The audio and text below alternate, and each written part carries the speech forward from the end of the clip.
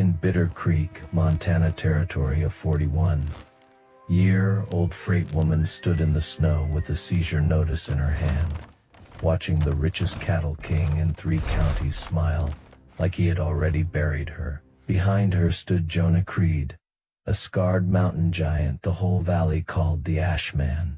One paper said she had 48 hours to leave the only business she had ever owned.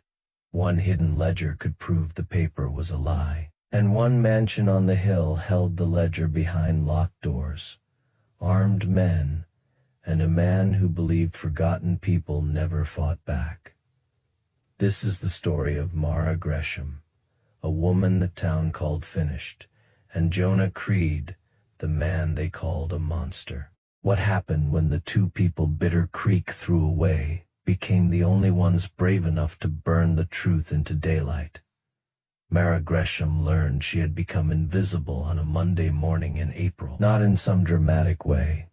No gunfight, no sermon, no man spitting at her feet, just a boy from the telegraph office stepping into Gresham Freight and Provisions, holding a packet addressed to the owner, and asking Mara while she stood behind the counter with the account book open in front of her if Mr. Gresham was available. Her father had been dead 9 years. Her mother had been dead 3.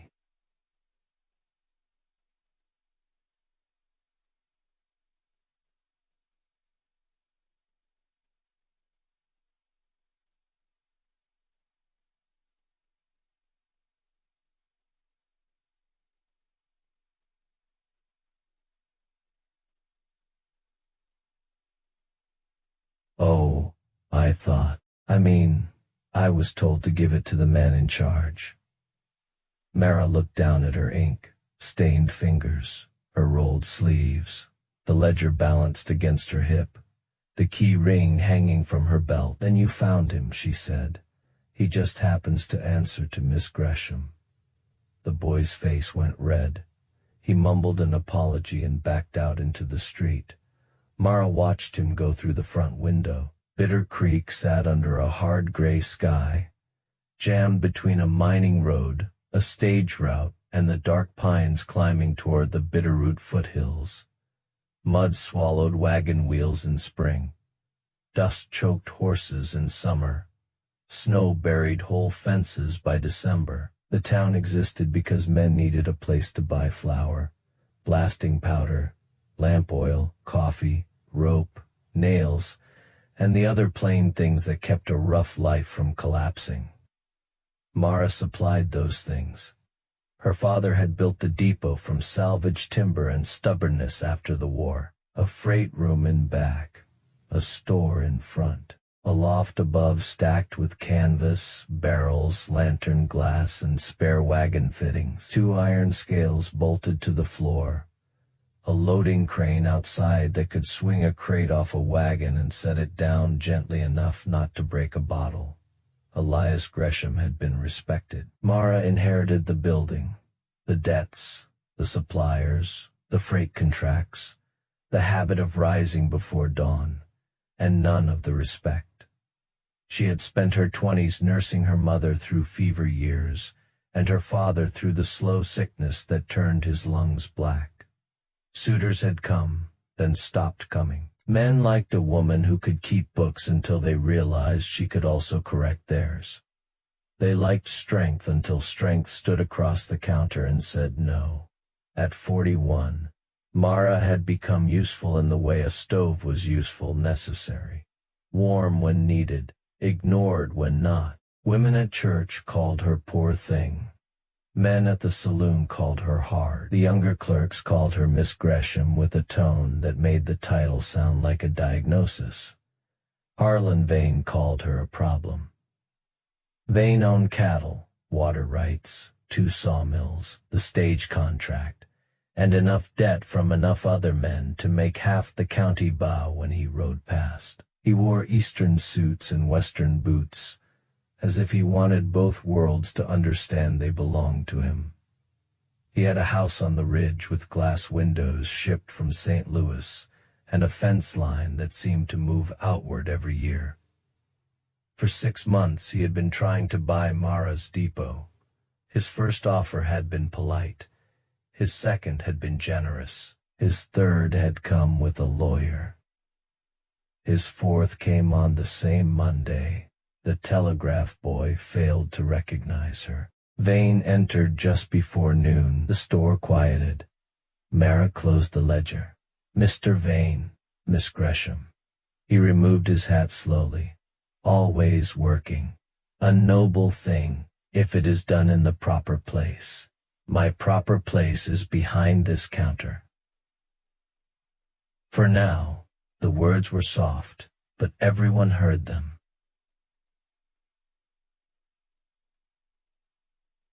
"I have improved my offer."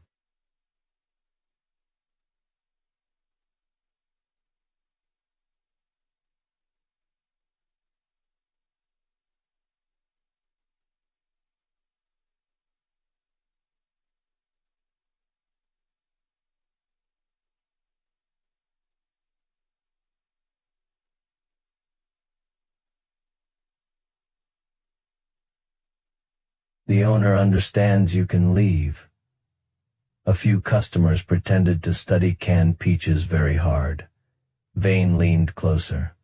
"You are tired, Mara." She hated the way her name sounded in his mouth, like property he had already measured. "You have run this place long enough to prove your loyalty to your father's memory. No one can take that from you. But a woman alone cannot carry a freight business forever. You need protection structure. A name with weight. I have a name. You have an old sign and a drafty building." Mara kept her hands still on the counter. "And you have neither." For one moment his smile dropped. Under it was something cold and small and dangerous. Then he recovered. "There are easier ways for this to end. You sell. You keep a respectable position if you want it. We might even discuss a more personal arrangement once you accept the inevitable." Mara understood then. He did not only want the depot. He wanted the legal simplicity of owning the woman who owned it. She spoke loudly enough for every customer in the room. "I will not sell you my business. I will not marry you. I will not become a polite doorway for you to walk through." Vane's eyes hardened. Outside, a horse stamped in the slush.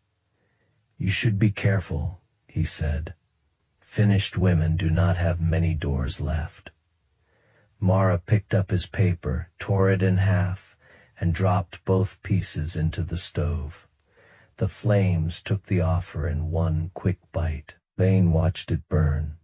Then he put on his hat. 48 hours can change a life," he said. "Remember that." He walked out. By evening, Bitter Creek had turned the scene into gossip by closing. 3 customers had paid cash instead of using their accounts. By dark, Mara found a dead crow nailed to the freight yard gate with a strip of red ribbon around its neck. She did not scream. She pulled it down, buried it behind the stable, and washed her hands until the water went pink from the cold. That was when she heard the loading door slide open. Mara reached under the counter for her father's revolver and moved toward the freight room. The rear lantern was still unlit.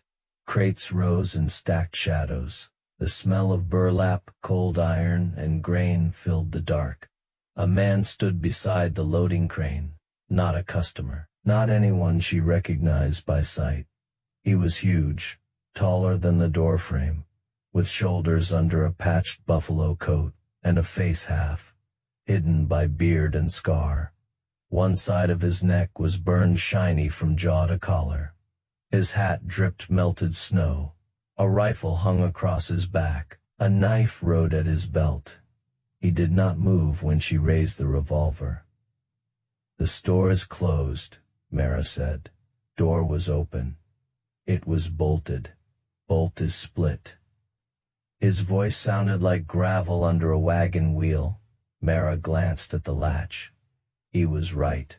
The old iron bracket had cracked again. "What do you want?" "Coffee, salt, quinine if you have it. 12-gauge shells. Come back at sunrise." I'll be past the North Ridge by sunrise. Then you should have come before closing.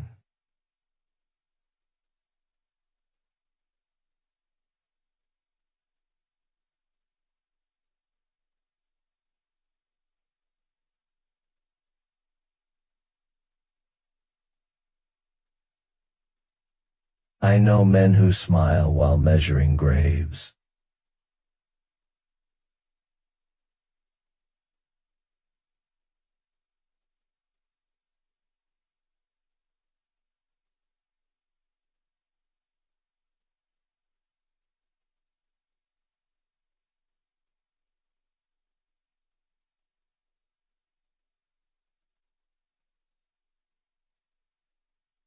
A trapper, a killer, a man who lived beyond the winter line and came down twice a year with pelts, antler, and silence. Some said he had survived a cabin fire that killed his whole outfit.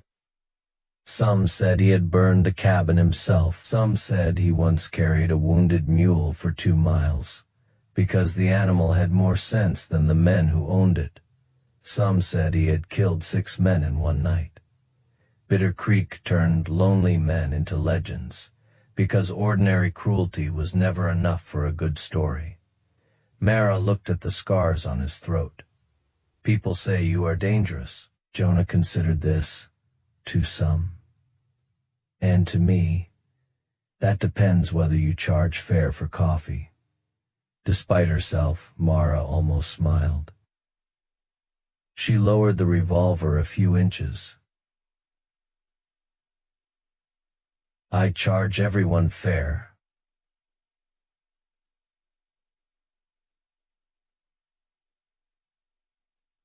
She filled his order by lantern light.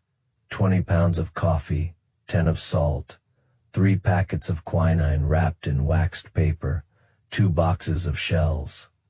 A coil of snare wire he did not ask for but looked at too long. He paid in gold dust measured from a small leather pouch, then added a silver dollar for the latch. I did not ask you to fix the latch. You should have. He knelt by the loading door, took tools from inside his coat, and repaired the cracked bracket with a patience that did not match his size. His hands were scarred but steady, not a drunk's hands, not a brute's. When he finished, the latch closed clean and hard. Jonah gathered his supplies.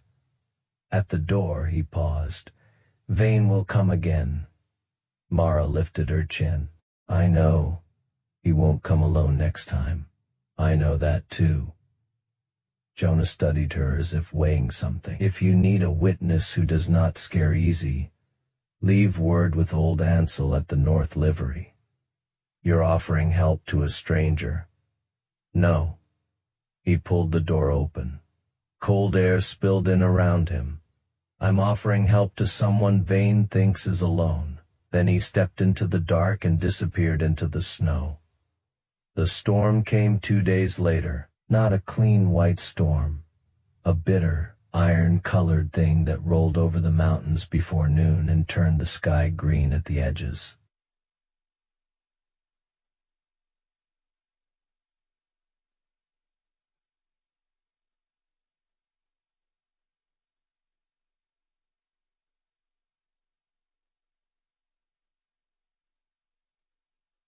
Night 3, the wind was throwing ice hard. She was hauling sacks away from the front windows when Harlan Vane returned with 4 men.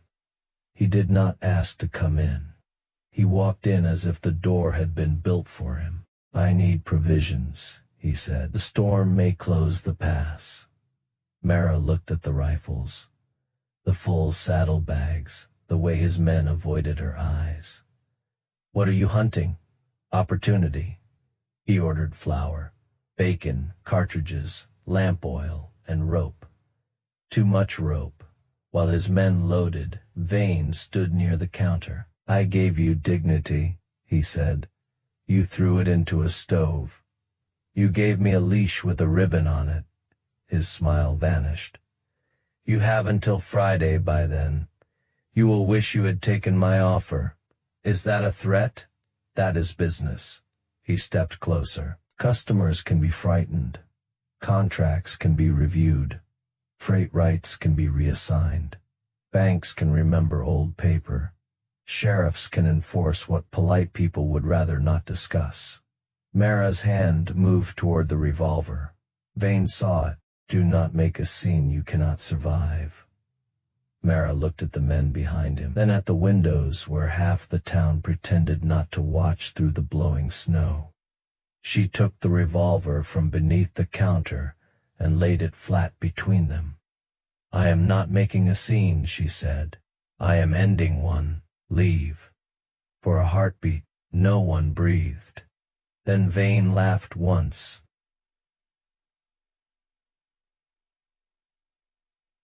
You are not you are overdue. He left with his men and the storm swallowed them. By midnight, Bitter Creek was gone under snow. Mara's stove fought the cold. The walls creaked. Somewhere down the street, a sign tore loose and banged like a coffin lid. She was boiling coffee she did not want when something hit her back door once. Then again she took the revolver and opened it a crack. Jonah Creed fell across her threshold. His beard was white with ice. His burned neck had gone pale. One hand clutched at the floorboards and missed. Mara dropped the revolver. Jonah. His eyes found hers, unfocused. Ridge broke. He tried to rise and failed. Mara dragged him inside inch by inch, cursing his weight. The storm, the door, God, and every foolish man who thought mountains respected strength. She cut his coat off where it had frozen to him, cut his shirt, pulled his boots loose with both hands. His body was a history of damage. Burns, bullet scars, knife marks, the long gouges of an animal's claws across his ribs. But damage was not death. Mara knew cold her father had taught her. Do not cook a frozen man by the stove. Do not rub dead, white skin too hard. Warm him slow. Make him drink. Keep him awake if you can. Pray if you have time. She had no time for prayer. She wrapped Jonah in every blanket she owned, heated bricks by the stove, put them near his feet, poured coffee between his teeth, one swallow at a time. He tried to push the cup away. No charity. Then call it payment for the latch. His mouth twitched, but his hands shook too badly to hold the cup. For hours, Mara worked. She changed wet blankets, warmed broth, checked his fingers, watched the color return. The storm screamed at the windows as if angry she had stolen him back. Near dawn, Jonah's breathing steadied. He opened his eyes. Why?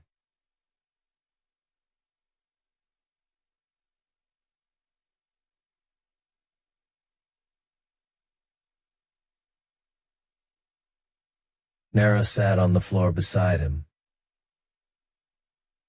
Too tired to lie. Because you were on my doorstep. Because I know what it is to have a whole town decide you are easier to leave outside. The storm trapped them for 3 days. 3 days in a 2-room house where silence had always been the loudest thing. Jonah fixed the stove hinge. Mara showed him how to grind coffee without wasting half the beans. He chopped the wood she had stacked wrong. She made him soup and pretended not to notice when his hands trembled after nightmares. They talked because there was nowhere else for the words to go. Mara told him about the years she had lost to sick rooms, about the suitors who had wanted her father's accounts more than her mind, about the way people called her practical when they meant unfeminine, reliable when they meant invisible, finished when they meant no man had claimed her.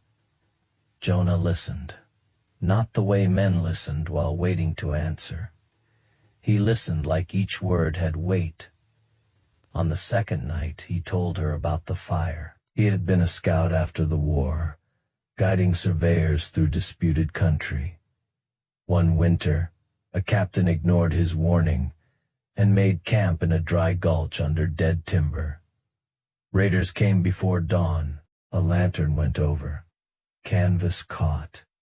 Men screamed inside the burning shelter, while officers argued over blame. Jonah pulled 3 men out. He was burned, carrying the 4th. The captain wrote in his report that Jonah had panicked and abandoned the post. The dead could not argue, Jonah said.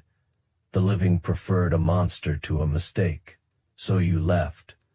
I stayed long enough to put the captain through a table. Mara surprised herself by laughing. Did that help? No, but I slept better. On the 3rd morning, the wind softened. Light came through the shutters, blue and cold. Jonah sat by the stove wrapped in Mara's quilt, looking too large for her chair and too human for his legend. I should go before the town starts counting windows, he said. They already count mine. They will talk. They have been talking since I was 30. He looked at her. What do you want, Mara? No one had asked her that in years. Not what the business needed. Not what her father would have done. Not what respectability required. What she wanted. She crossed the room, knelt in front of him, and took his scarred hand. I want one person in this town to see me when I speak. Jonah's fingers closed around hers. I see you. It was not smooth. It was not young. It was not the careful courtship Bitter Creek approved of. He kissed her like a man who had forgotten the language and was terrified. The words would vanish again. Mara kissed him back like a woman who had spent half her life waiting for permission and had finally set the permission on fire. When the storm cleared, Jonah walked out of her house in daylight. Mrs. Bell from the boarding house dropped an armload of sheets. The barber stepped into a snowbank. A miner at the trough forgot to close his mouth. Mara watched from the doorway and felt the town turn its eyes toward her for the first time in years. Let them look. That afternoon, Harlan Vane made his move. Mara found the notice nailed to the depot door. It bore the seal of the Bitter Creek Bank and the signature of Sheriff Tully Brand. According to the document, Elias Gresham had borrowed $18,000 against the depot 10 years earlier. Interest had compounded. The debt had defaulted. The bank was seizing the property and transferring management to its principal creditor, Harlan Vane. Mara had 48 hours to vacate. Her father's signature sat at the bottom. Perfect. Too perfect. She stood in the snow, unable to feel her hands. Jonah read the paper once. Then again, this is forged. I know. Can you prove it? Mara looked at the depot, the freight doors, the iron scales, the loft window where she used to hide with a book, while her father unloaded wagons below. No. Vane arrived while half the town gathered to watch. He rode a black horse through the churned slush and stopped in front of her. I told you 48 hours could change a life. Mara held up the notice. My father never borrowed from your bank. Our bank, Vane said, and grief makes memory unreliable. You forged this. That is an ugly accusation from a woman facing lawful removal. Jonah stepped forward. Vane's horse shifted. The ranch hands behind him reached for their rifles. Vane smiled at Jonah. And here is the ash man. How touching. The spinster found herself a scarecrow. Jonah's voice was quiet. You should ride away. Or what? Jonah did not answer. That was worse. Vane looked back to Mara. You can still make this gentle. Sign the transfer. Leave town with a little money and what remains of your name. Mara folded the notice.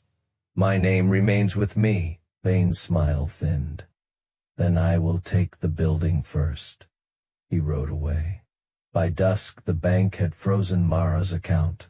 By morning, 3 freight customers had canceled contracts. By noon, Sheriff Brand came to tell her he would enforce the seizure on Friday whether he liked it or not. You know this is wrong, Mara said. Brand would not meet her eyes. Wrong and legal can stand in the same room, Miss Gresham. After he left, Mara sat on the depot floor behind the flour sacks and cried so hard she could not breathe. Jonah found her there. He did not tell her to stop. He sat beside her until the storm inside her passed. Then he said, "Where does Vane keep his private papers?" Mara wiped her face. "His house." "Where in the house?" She closed her eyes. A memory surfaced from 3 years earlier, a winter reception at Vane's Ridge mansion. Her father still alive, coughing into a handkerchief, while Vane showed guests his trophies. Imported rugs, elk heads, a glass cabinet full of account books bound in red leather. He bragged about never trusting clerks with original records, Mara said. He had a cabinet in his trophy room, north side, red ledgers, locks, many guards, more. Jonah stood. "Good. No, you don't know what I am going to say. You are going to say you can get inside. I can, and I am going to say no." Jonah looked down at her. "Mara, if that paper stands, he owns your life by Friday. If you get caught, he hangs you by Thursday. Then I will not get caught." She stood, anger drying her tears. "You are not a weapon I get to throw at my problems." Something in Jonah's face changed, softened. "No one ever accused me of that before." Then hear it now. They stared at each other over the flour sacks. Finally, Mara said, "I'm going with you." "No, you need someone who knows the house. I need you safe." "I have been safe for 41 years. It felt a lot like being buried." He had no answer to that. They went the next night. Not through the front gate, not through the servants' entrance. Jonah found the old drainage culvert behind the smokehouse, half covered in brush and snow, just wide enough for a desperate person to crawl through. Mara had not expected fear to smell like wet stone and mouse droppings.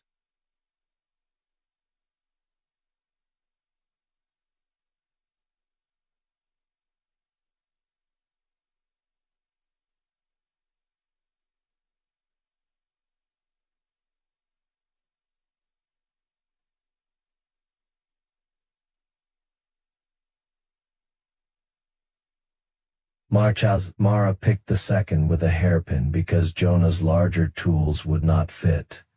He glanced at her.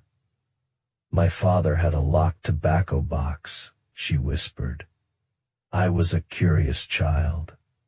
They reached the trophy room after midnight. Moonlight lay across animal heads, polished guns, maps, and Vane's red cabinet. Mara's heart hammered so hard she felt sure the house could hear it. Jonah opened the cabinet without breaking the wood. Inside were ledgers, contracts, banknotes, land transfers, freight liens, tax reassessments, and sealed envelopes tied with black cord. No criminal keeps records because he intends to confess. He keeps them because power loves its own reflection. Mara found the Gresham file in a lower drawer. Her father's name. Her stomach turned. Inside was the forged mortgage, a practice sheet covered in attempts at Elias Gresham's signature, a receipt for payment to the bank notary, and a letter in Vane's hand, backdate the lien, move after refusal. She has no husband, no sons, no standing. Pressure will finish her. Mara could not move. Jonah touched her shoulder. "We have to go." But the floor creaked behind them. A lamp flared. Harlan Vane stood in the doorway with Sheriff Brand and 2 armed men.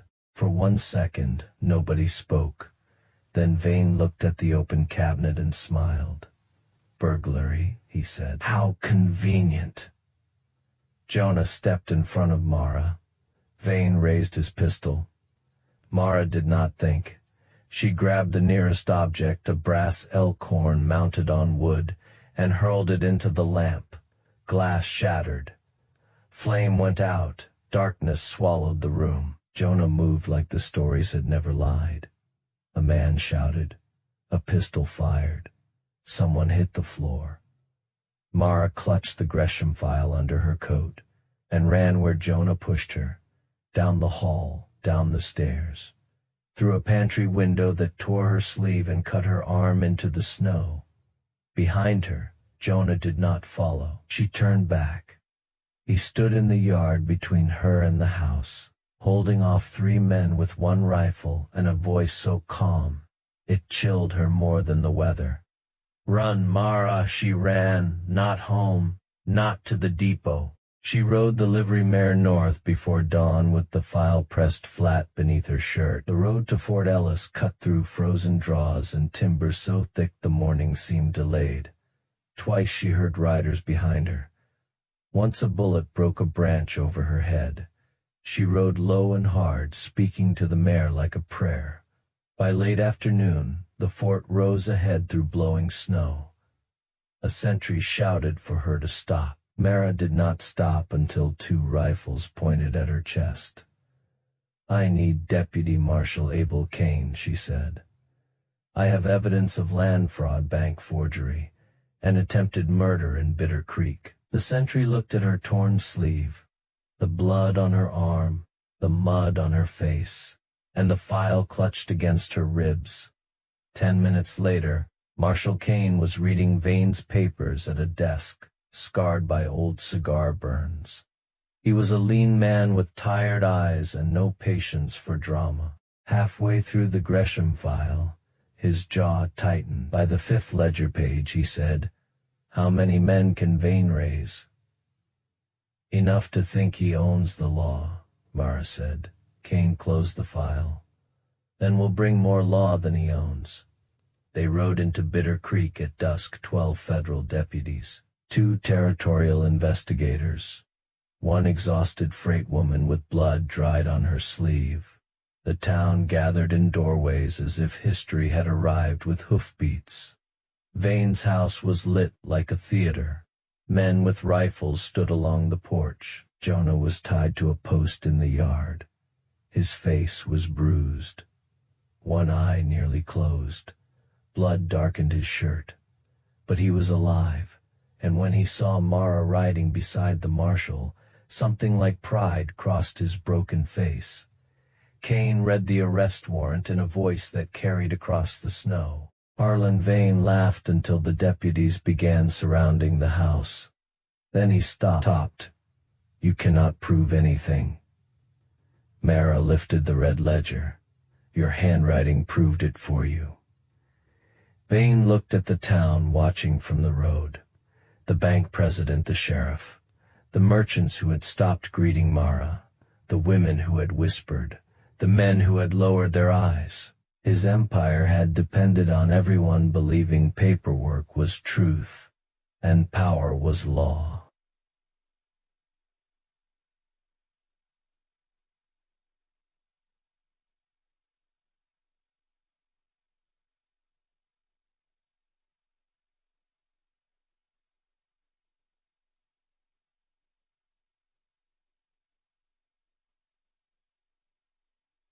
The bank president tried to slip through the kitchen door and was caught by a cook who had lost her brother's claim to one of Vane's forged liens. Vane looked at Mara with pure hatred. "You are nothing." Mara stepped close enough for him to hear her clearly. "No," she said. "I was overlooked." "That is not the same thing." They took him away in irons. The town expected Mara to celebrate. She did not. She cut Jonah loose with shaking hands. He leaned into her once, just once, as if the weight of the night had finally reached him. "You came back," he said. "So did you." The first victory lasted 4 days. Then the Bitter Creek Bank announced that Vane's arrest did not void the Gresham mortgage. The directors claimed the lien was valid until a court ruled otherwise. They filed for emergency possession of the depot and hired lawyers from Helena. Power, Mara learned, did not die when 1 man was chained. It scattered into offices, signatures, seals, and men who said their hands were clean because they had only held pens. For weeks, Mara fought in daylight. No more midnight crawling through culverts. No more secret files under her shirt. She copied the ledgers and posted the names in the depot window. Every bribe, every forged lien, every ranch, claim, freight shed, widow's cabin and water right stolen through Vane's paper machine. At first, people avoided looking. Then old Ben Arlo found his dead brother's mining claim on the list. Then Mrs. Pike found the tax order that had forced her family off their hayfield. Then 2 teamsters discovered their freight contracts had been canceled so Vane could buy their wagons for pennies.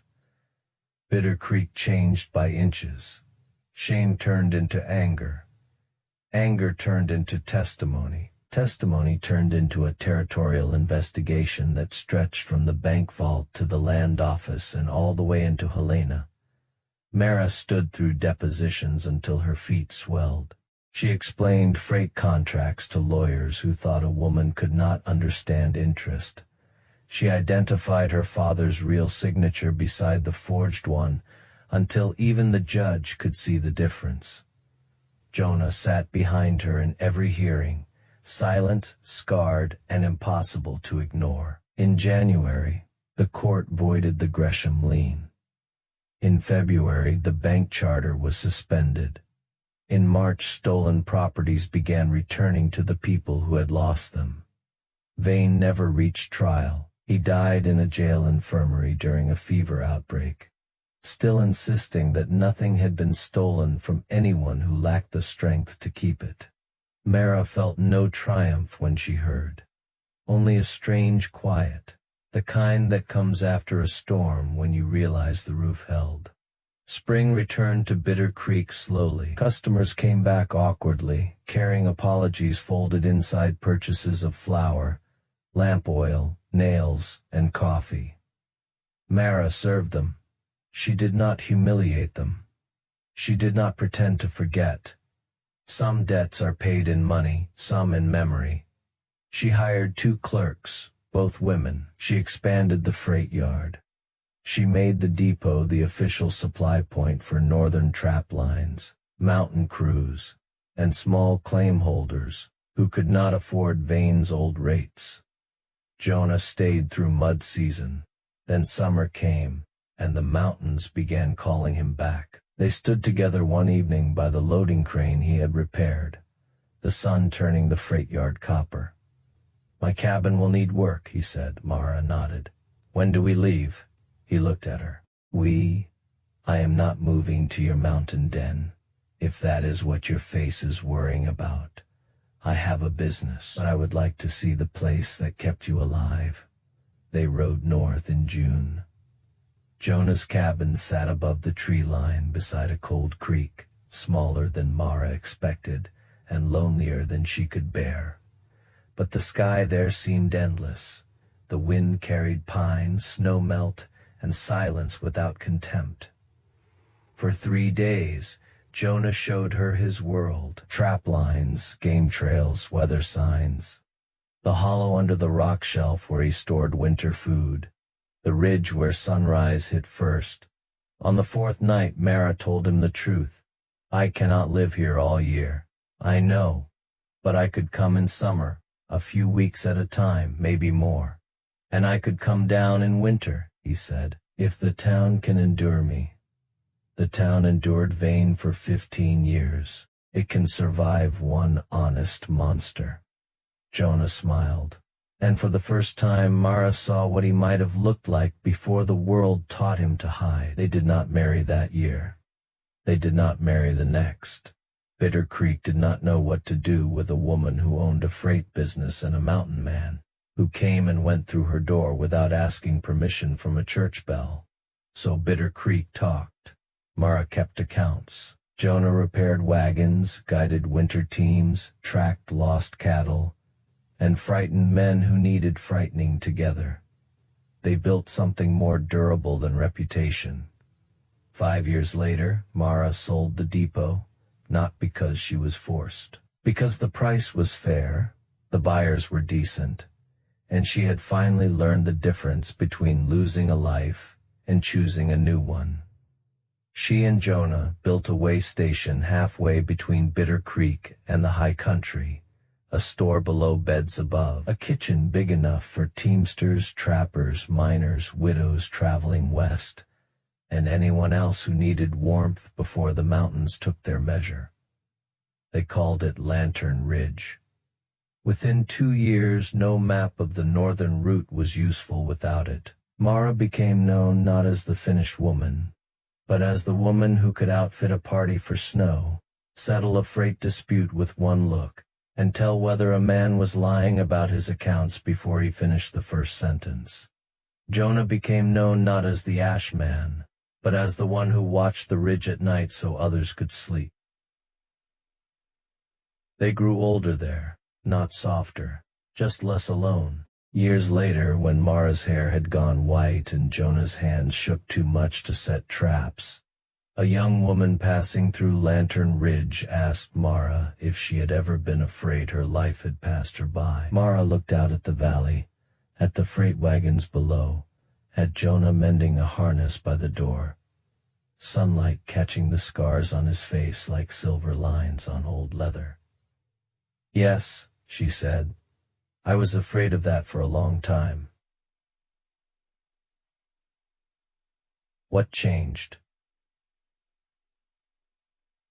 Mara smiled. "I learned that being unseen is not the same as being empty. I learned that a woman does not expire because fools stop wanting her. And I learned that sometimes the years people call wasted are only kindling, waiting for the right spark." The young woman asked about Jonah. They said he was a monster. Mara looked at him, and Jonah looked back as if he still could not believe anyone had chosen to stay. "They mistook scars for proof," she said. "I mistook loneliness for strength. We were both wrong." Mara Gresham died at Lantern Ridge in the winter of 1919, during a snowstorm that shut the pass for 6 days. Jonah followed before spring. They were buried above the way station where the wind moved through pine and the valley opened wide beneath them. The building stood for decades after. Travelers claimed that on hard winter nights, a lamp sometimes appeared in the upper window, even when no one was inside. Teamsters swore they heard a woman's voice telling them to bring the horses in before the weather turned. Children said a tall man with a burned neck watched from the ridge and vanished when thanked. Maybe it was memory. Maybe mountains keep the shape of the people who refuse to be erased. Either way, the lesson remained. The world can look past you. It can misname you. It can call you finished, dangerous, ruined, unwanted too late. Sometimes it is only the dark before the lamp is lit.